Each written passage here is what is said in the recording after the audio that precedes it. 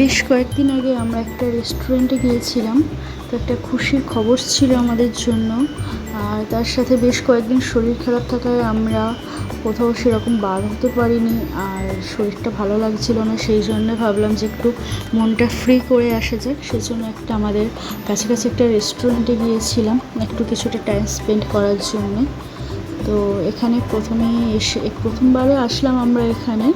তো যাওয়া আসার পথে তো রোজই দেখি, কিন্তু কখনো এখানে আসিনি, অন্য জায়গায় গেছি, বাট এখানে আসা হয়নি। তো ঢুকেই বেশ ভালো লাগলো, বেশ চারিদিকে পরিষ্কার ছিমছাম। তো এখানে এসে প্রথমে আমাদের জন্য একটা কাবাব প্ল্যাটার অর্ডার করেছিলাম। অন্য কিছু নেওয়ার থেকে ভাবলাম একটা কাবাব প্ল্যাটার অর্ডার করে দিলেই ভালো হবে। তো এর মধ্যে 10 পিস ছিল, ফিশ, মাটন, চিকেন 3 ধরনেরই ছিল। তো আমাদের 3 জনের এটা ভালোভাবেই হয়ে গেছে। তা এর মধ্যে মাটন শিক কাবাবটা বেশ খেতে ভালো ছিল, ওটা তো বেশ ভালোই লাগলো আমাদের। যেহেতু আমরা ফুড ব্লগার নই, সেই জন্য ফুড রিভিউ অতটা সেরকমভাবে দিচ্ছি না, কিন্তু খাবারগুলো খুব সুন্দর, তোমরা দেখলেই বুঝতে পারবে।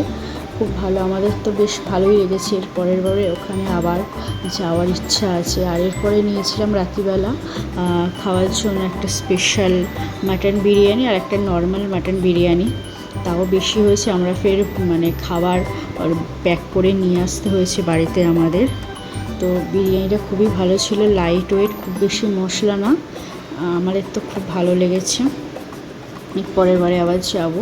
আর বিরিয়ানিটা তোমরা দেখে বুঝতে পারছো খুব সুন্দর। একটা ভালো টাইম কাটালাম একসঙ্গে অনেক দিন পর, ভালো লাগলো। ছোটোখাটো এরকম সেলিব্রেট করতে পারলে কিছুর জন্য বেশ ভালোই লাগে।